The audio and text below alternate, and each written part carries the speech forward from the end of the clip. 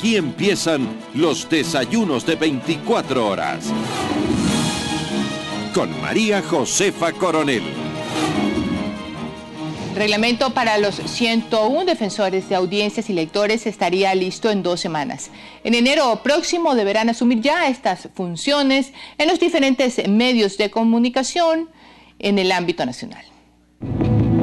El pasado martes, en la sede del Consejo de Participación Ciudadana y Control Social, se realizó el primer debate del borrador del reglamento para la designación de los 101 defensores de audiencias y de lector de los medios de comunicación. Son 101, 26 radios, televisiones 16, impresos 59, de ellos 11 periódicos y 48 revistas. La discusión se centró en las fases del concurso y el perfil del defensor de audiencias y lectores. El proyecto está en etapa de socialización, por lo que se receptan las sugerencias antes de volver a su análisis. Recién iniciamos con un proceso de socialización abiertos a las sugerencias de los medios de comunicación y de los ciudadanos. El texto actual no define el campo de acción del defensor, tampoco si será funcionario público o privado, su salario o las causales para su destitución. El superintendente de comunicación y los miembros del Cordicom no fueron parte de un concurso de meritocracia para llegar a sus puestos, pero en cambio los defensores de audiencia sí. El consejero además planteó que se incluyan en el reglamento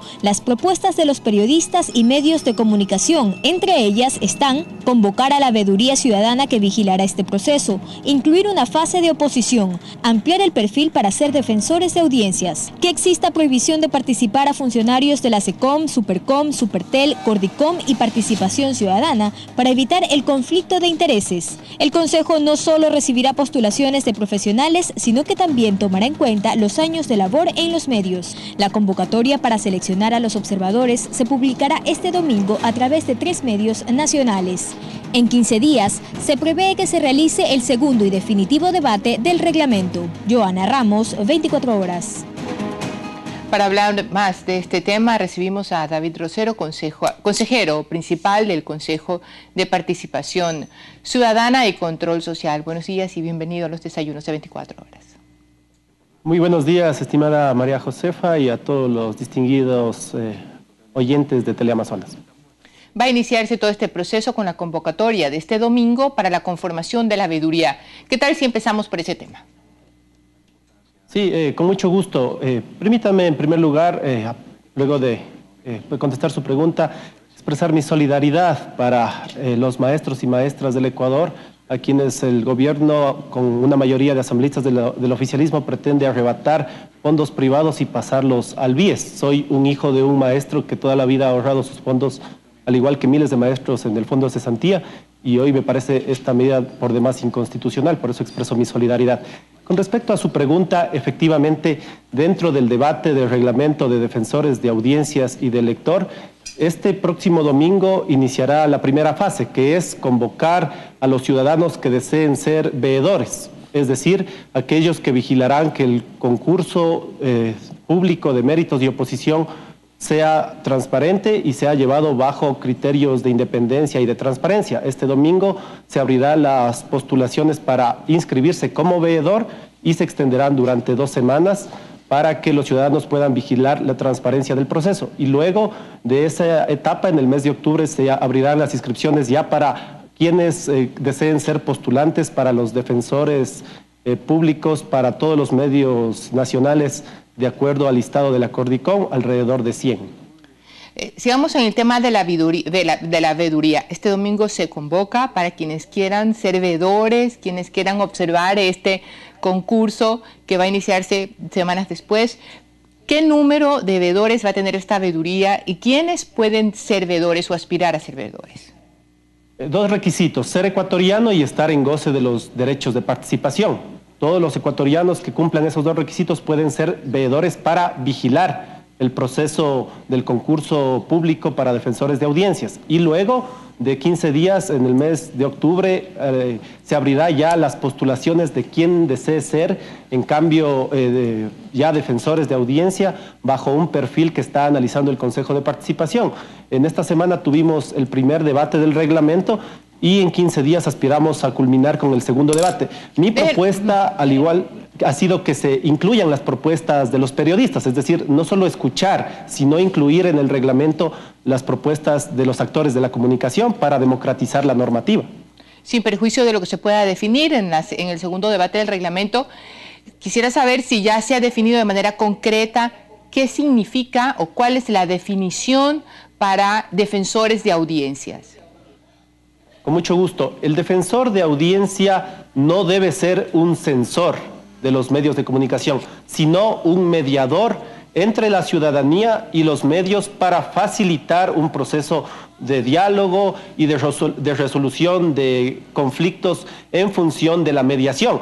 Es decir, el defensor de audiencias en los medios de comunicación deberá tener la capacidad de solucionar el tema de quejas o pedidos de rectificación o aclaratoria que lleguen a los medios por parte de la ciudadanía sin tener que llegar al tema sancionatorio de la Superintendencia de Comunicación, que es lo que ha estado pasando actualmente en el país. Cualquier queja contra los medios de comunicación sube a la Superintendencia de Comunicación y de forma abrupta o vertical e incluso arbitraria se impone sanciones a periodistas, a caricaturistas, a medios de comunicación, sin pasar por un filtro que sería la mediación. Entonces, esa ha sido la propuesta por parte de esta consejería para que el defensor de audiencia pueda ser un mediador. De igual forma, así lo han expresado varios consejeros e incluso el presidente de la Cordicom, Patricio Barriga, de que los defensores de audiencia serán mediadores. Entonces, más bien les tomamos la palabra y en el reglamento que está establecido está colocado esa figura como mediador. Estos defensores que, bueno, que la primera característica es la de ser un mediador, por lo tanto tiene que ser un buen comunicador y tener algunas habilidades también para procurar un acuerdo. ¿Va a tener algún otro requisito? ¿Se va a necesitar hacer algo más que eso para ser defensor? Así es. Dentro de los requisitos que se ha discutido dentro del primer debate es tener un título de tercer nivel, poder tener experiencia en temas de la comunicación social y también poder tener un perfil en ciencias sociales, es decir, no solo comunicador social, también puede ser alguien relacionado con las ciencias sociales, sociólogo, abogado, que tenga conocimientos en materia de comunicación, que no tenga conflicto de intereses, que pueda generar procesos de transparencia e independencia dentro de los medios de comunicación, y es por eso que también se han colocado, aparte de estos requisitos, algunas prohibiciones. Principalmente recogiendo las propuestas de los periodistas, si existe la prohibición para que dueños de los medios de comunicación o accionistas o sus familiares sean defensores de audiencia, los periodistas han planteado y se ha recogido en el primer debate que tiene que haber también una prohibición para los funcionarios de la Secretaría de Comunicación del Gobierno, de la Superintendencia de Comunicación, de la Cordicom, del Consejo de Participación Ciudadana y de la Superintendencia de Telecomunicaciones, con el objetivo de evitar conflicto de intereses y que el defensor de audiencia puede tener una independencia para actuar. Ahora, es necesario aclarar un tema que es fundamental. Los periodistas también han planteado la necesidad de que no solo se haga una calificación de la carpeta, sino una calificación de conocimientos, es decir, una prueba de conocimientos elaborada referente a los temas de la realidad de los medios de comunicación, en el tema de la ley de información también, y sobre todo definir y aclarar quién va a calificar las carpetas. En ese sentido es importante que todos los consejeros tengamos una representación en función de vigilar la transparencia del concurso. Antes de pasar a otro tema que no son los requisitos, en esos requisitos de manera obligatoria estaría dispuesto como tal, es decir, como requisito indispensable, haber tenido experiencia laboral de medios de comunicación. Una de las propuestas de los periodistas es que se incluya la palabra de experiencia laboral en medios de comunicación, en lo que tiene que ver la realidad de los medios a nivel nacional. Esto se ha incluido en el primer debate. ¿Por qué razón? El propio Cordicom está recién en un proceso de profesionalización de los periodistas, de los comunicadores sociales. Entonces, incluir la palabra experiencia laboral y/o profesional da la oportunidad de que más personas puedan postularse y que la experiencia que han adquirido en medios antes de sacar su título también sirva para el proceso del concurso. Es necesario, estimada María Josefa y televidentes, aclarar un asunto que es fundamental. El Consejo de Participación se encarga exclusivamente del proceso de designación, es decir, definir un perfil, calificar carpetas, tomar pruebas, receptar impugnaciones de la ciudadanía y designar alrededor de 100 defensores de audiencia y de lector. Pero el Cordicom tiene que resolver de forma urgente, y hago un llamado público a los miembros del Cordicom, para que se define el tema salarial, el tema administrativo y el tema de las funciones del día a día, es decir, dónde van a funcionar, pero cómo David, van a hacer. Y ese justamente esa era mi otra pregunta, es ¿qué exactamente va a hacer y cómo va a ser ese defensor dentro de los medios? Y resulta extraño que se abra un concurso, todos van a querer, o todos los que sienten que tienen una experiencia en temas de comunicación, o que sea, por ejemplo, que una sola persona sea abogado, que sea mediadora, que tenga conocimientos de cómo se trabaja en un medio de comunicación, pueda decir, ¿sabes qué? Yo quiero ser. Pero ¿cómo alguien puede postularse si al final no tiene claro qué funciones va a tener? Totalmente de acuerdo, estimada María Josefa, y es la preocupación suya y de los periodistas, de los medios y de la opinión pública. ¿Y por qué el Consejo abre entonces el concurso? Porque la ley establece que deberán elegirse los defensores hasta diciembre. Octubre, noviembre y diciembre deberá ser el proceso del concurso. Pero qué mayor excusa ante el país decir, señores, yo, Consejo de Participación, quiero cumplir la ley, pero aquí este otro organismo no define qué funciones van a tener las personas que quieran este puesto. Eso es lo que hemos expresado a los miembros del Cordicom. ¿Y qué le han contestado? Que ellos urgentemente van a resolver ese proceso, el tema salarial, es decir, si son empleados públicos, porque resulta que el medio es el que les paga, pero a través de la Superintendencia de Comunicación. Entonces debería definirse qué tipo de funcionarios son. Eso establece la ley que aprobaron los asambleístas, sin participación ciudadana. En segundo lugar, tienen que definir el detalle de las funciones del día a día, dónde van a funcionar, en la matriz, en las redacciones y sobre todo ese aspecto. Pero lo fundamental, y quiero tomar las palabras del presidente del Cordicom y mi propuesta también recogida de los medios, es que los defensores de audiencias deberán ser mediadores entre la ciudadanía y los medios para evitar el tema punitivo, que cualquier queja, aclaración sea objeto de sanción, incluso de tipo económica. Entonces, es necesario que el Cordicom urgentemente pueda establecer y aclarar todos estos temas administrativos salariales para poder arrancar el concurso de forma transparente. Pero hay un asunto más que debe definir el Cordicom y yo quiero ser bastante claro y enfático en esto. Siempre hablamos con documentos. Nosotros recibimos, estimada María Josefa, hace 3 semanas una lista de medios preliminar del Cordicom de dónde debería designarse los defensores de audiencia. Esta lista establece alrededor de 100 defensores de audiencia, pero de forma extraña y preocupante en este listado no están los diarios del gobierno, el Telégrafo, el Ciudadano en su versión impresa, el Pepe Verdadero y tampoco la radio de la Asamblea. Es decir, a Teleamazonas se coloca, a Ecuavisa se coloca como medio nacional, a los periódicos, a las radios se las coloca como medio nacional, pero de forma extraña a estos medios no están considerados como de alcance nacional. Entonces es necesario que el Cordicom, han ofrecido ellos que van a pulir la lista, que van a dar una lista final de medios y necesitamos que esto se aclare, porque en cambio en esta lista también aparecen revistas de cocina, revistas de agricultura, periódicos que no tienen una circulación nacional, son pequeños, pero por el hecho de estar en provincias, así vendan un periódico, les han colocado como de alcance nacional. Y también otros, hay nombres duplicados de medios. Lo que significa, si esto sigue, si esta situación no se aclara o no se define, significa solo, por ejemplo, que el Telégrafo o el Ciudadano no tendrían un defensor. Así es, y eso es bastante raro, bastante extraño, claro, porque en el proceso de socialización que fue sugerido por mi persona, que fueron varios medios de comunicación, nos hemos reunido con la sociedad civil, con las organizaciones sociales para que se recojan las propuestas, representantes de estos medios de comunicación estuvieron presentes y solicitaron que ellos tienen que también tener defensores del lector, pero el Cordicom, vuelvo y repito, tiene una deuda importante que saldar, tema administrativo, tema salarial, tema de las funciones del día a día y sobre todo la lista oficial de cuántos medios de comunicación son considerados de alcance nacional. Es decir, por eso yo quiero salvar la responsabilidad del Consejo de Participación, de los 7 consejeros y consejeras, porque nosotros estamos cumpliendo con la ley. Vamos a designar a partir del mes de octubre, noviembre y diciembre a los defensores de audiencias. Hemos solicitado y hemos convocado a la veeduría ciudadana y esperamos que exista esa claridad y esa transparencia. Lo más importante, lo más fundamental es que se incluyan las propuestas de los actores de la comunicación para que este reglamento no se lo haga entre 4 paredes como se lo hacen las leyes de la Asamblea o se hacen los decretos ejecutivos o se hacen los acuerdos ministeriales.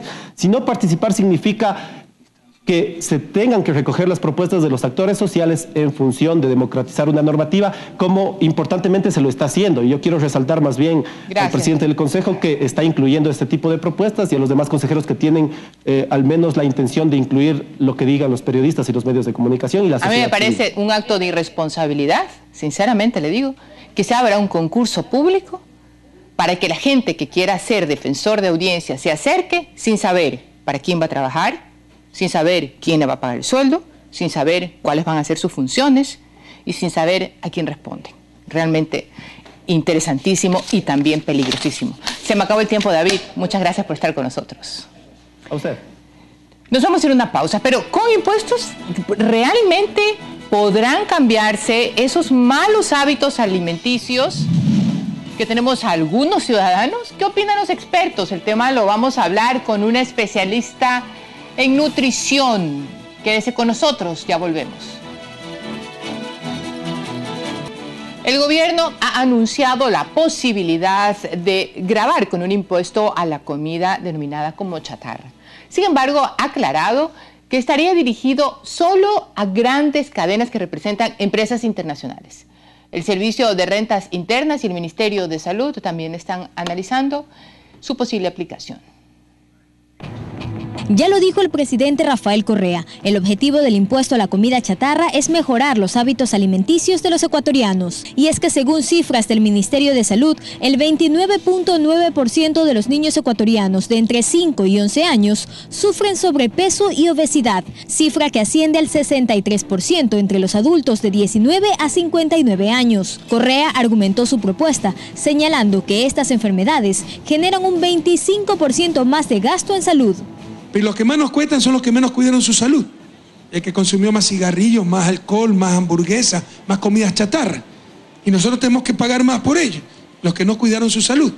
¿Es eso justo? No. ¿Pero qué se considera comida chatarra? Según los expertos, son alimentos altos en grasas. La comida chatarra aporta principalmente con calorías, tiene pocos nutrientes y una elevada cantidad de azúcar y sal. Lo primero que se viene a la mente entonces son las hamburguesas, más de 700 calorías, salchipapas, más de 900, hot dog, más de 390 calorías, pizza, 553 calorías aproximadamente. Pero no solo estos alimentos son altos en grasas, también lo es la comida típica. Por ejemplo, un plato de caldo de salchicha tiene 2.500 calorías, un bolón mixto, más de 500 calorías, unas costillas asadas, más de 750 calorías. De ahí que consumirlos en exceso pueden provocar enfermedades cerebrovasculares, diabetes o hipertensión.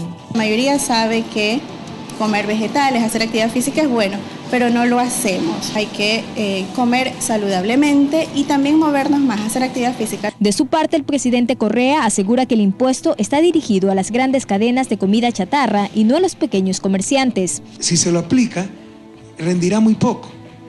El consumo de comida chatarra son unos 300 millones, o sea, si hay un impuesto de 1% serían 3 millones, eso no es nada para el presupuesto del Estado. Pero sí hace que la gente, si se encarece un poco, esa comida chatarra en las cadenas internacionales, prefiere irse a comer el locro a Guayabamba, ¿no? La aplicación del nuevo impuesto está siendo analizado por el Ministerio de Salud y el Servicio de Rentas Internas. Este último ha anunciado que se podría incluir dentro de los impuestos a los consumos especiales. Fijar una tasa a estos productos no es nuevo en la región. En México, los alimentos con alta densidad calórica fueron gravados con un impuesto que va del 8 al 25%. En enero pasado, cuando entró en vigencia la medida, la recaudación de impuestos aumentó un 45%. En Hungría y Dinamarca también se aplica el pago extra, pero a los productos. Joana Ramos, 24 horas. Ya nos acompaña la doctora Narcisa de Lecaro, especialista en nutrición. médica de profesión. Buenos días, Narcisa, gracias por estar con nosotros. Comentábamos ambas mientras veíamos este reportaje lo importante que sería, independientemente de los impuestos, una educación sobre hábitos alimenticios. Yo creo que sí, María Josefa, porque ¿qué es importante? O sea, tú puedes poner el impuesto, pero la persona que le gusta comer lo va a pagar, no importa cuánto cueste. Aparte de eso, hay que educar a la población, decir cómo puedes comer, cuántas veces al mes o a la semana puedes comer tal o cual producto si te gusta y mejorar la calidad del mismo. Por ejemplo, si hablamos de las hamburguesas, si yo hago una hamburguesa con carne que no tenga grasa, con una carne que sea magra, es decir, la carne magra es carne sin grasa, que tenga aproximadamente del 1 al 2% de grasa en su composición y la hago a la plancha, no va a ser una comida chatarra. Pero yo si esa hamburguesa la hago con una carne de esa que ya tiene más grasa que carne y encima le pongo mayonesa, la hago frita con un aceite de mala calidad, lógicamente que me va a perjudicar. Entonces tengo que educar a esta población y decirle cómo hacerlo, cómo preparar. Entonces ahí vienen los medios, las campañas del gobierno que van encaminadas a educar a esta población para prevenir las enfermedades cardiovasculares. En otros países la experiencia de gravar con impuestos grandes estos productos ha funcionado o la gente sigue comiendo eso. La gente sigue comiendo. Mira, casualmente yo vengo ahora de Europa y en algún momento veía pues que si tú querías hamburguesa, que si tú querías mayonesa, te grababan la mayonesa, te la vendían. Antes tú ibas a comprar a cualquier lugar y te daban la mayonesa, las fundas que tú quisieras, pero ahora no, te dan una fundita de salsa de tomate, una de mostaza y si quieres mayonesa tienes que pagarla aparte. Entonces yo pienso que eso se podría hacer, pero más que nada esto funciona cuando hay campañas, cuando se le dice a la población qué te va a pasar. Hay que educar al niño, hay que educar también al adulto y darle alternativas, porque como veíamos la comida típica también es muy rica en grasa, tenemos platos de la comida típica que son muy ricos en grasa. Yo decía que, o sea, yo tengo raíces manavitas, yo soy manavita, pero vivo aquí hace muchos años. Y en Manaví, que es la tierra donde nació el bolón, se hace el bolón, o se hacía el bolón antiguamente con verde asado o hervido. Le ponías maní o le ponías queso, que era una buena alternativa. También se le ponía chicharrón, esa ya no es una buena alternativa. Pero actualmente, ¿cómo se hace el bolón? Se hace el bolón con un patacón frito, ¿ya? Luego le pones el chicharrón, bastante chicharrón, y encima lo vuelves a freír. Entonces, eso, aunque sea típico, aunque el verde sea bueno, es malo para la salud. Por lo tanto, sería, para concebir un principio fiscal igualitario, sería lo mismo de dañino una comida no propia de estas redes, de estas empresas internacionales, sino una nacional también. Exactamente. Lo mal hecho no lo da el origen, sino cómo se hace. ¿Cómo se hace? Entonces ahí vuelvo a insistir, uno debe educar a la población. Se puede comer un bolón una vez al mes de este tipo, ¿verdad? O puedes comerte cualquier otro plato típico que sea rico en grasa, pasando mucho tiempo, pero no comerlo todos los días ni cada fin de semana. ¿Qué le puede pasar a la gente que come todos los días? Por ejemplo, aquí. Bueno, primero, aumenta las calorías, te engordas. Al engordar te vas a aumentar el riesgo de ser diabético. En segundo lugar, vas a aumentar el riesgo de tener hipertensión y enfermedades cardiovasculares. Y también a mayor consumo de grasas saturadas van a aumentar cierto tipo de cánceres. Entonces, hay por eso que educar a la población, o sea, tenemos que educar a la población. Nosotros tenemos platos típicos aquí que son muy buenos, que son ricos en granos, que son bajos en grasa, pero hay que educar a esta población cómo prepararlos, porque el famoso refrito con achote, aceite quemado, eso te eleva las posibilidades de cáncer, te eleva el colesterol y lógicamente si yo como porciones muy grandes también me van a elevar los triglicéridos y me engordo. ¿Ha habido algún cambio generacional entre, no sé, 20, 25 años acá sobre esto? Me refiero específicamente al acceso de la información sobre el impacto de los alimentos. Me parece que hoy la gente, todos nos preocupamos un poco más sobre eso. Exactamente, nos preocupamos un poco más, pero según datos de la FAO, cuando nosotros analizamos el consumo en el Ecuador, básicamente, de vegetales y de frutas, ha disminuido en los últimos 50, 40 años hasta ahora. Pero lo que yo sí veo, no lo digo con estadísticas, pero en el consultorio viene más gente joven, viene gente que no está con sobrepeso porque quieren alimentarse mejor, porque quieren cambiar su estilo de vida y lógicamente cuando usted le explica todo lo que tiene que hacer, que es bueno, que es malo, las personas entienden y esto se hace ya un hábito. Entonces esporádicamente van a comer lo que les gusta, aunque sea caro. En algunos países, especialmente los que tienen un alto índice de desarrollo, ya la obesidad es considerada una enfermedad. ¿Crees que en el Ecuador la cantidad de obesos ya nos puede colocar en esa lista de países? Sí, pero mira, aparte de eso, por la genética, los estudios demuestran, a nivel mundial, el principal factor de riesgo para una enfermedad cardiovascular es el tabaco. Pero en Latinoamérica, todos los latinoamericanos tenemos otro factor de riesgo, que es el abdomen grande. O sea, genéticamente tenemos tendencia a tener un abdomen grande. Y el abdomen grande es el que libera sustancias que van a elevar la presión arterial, que nos hacen diabéticos. Y si a esto le sumamos la mala alimentación y la falta de actividad física, entonces tenemos más grandes riesgos de ser diabéticos. A tener muchísimo cuidado con el abdomen grande, a cerrar la boca para que no entren cosas que nos hacen daño. Y de paso también cerrar los oídos y los ojos, también a cosas venenosas que nos pueden afectar el espíritu y la mente. Gracias, Narcisa, por estar aquí con nosotros. Nos tenemos que ir a un corte, que es en Teleamazonas. Ya volvemos.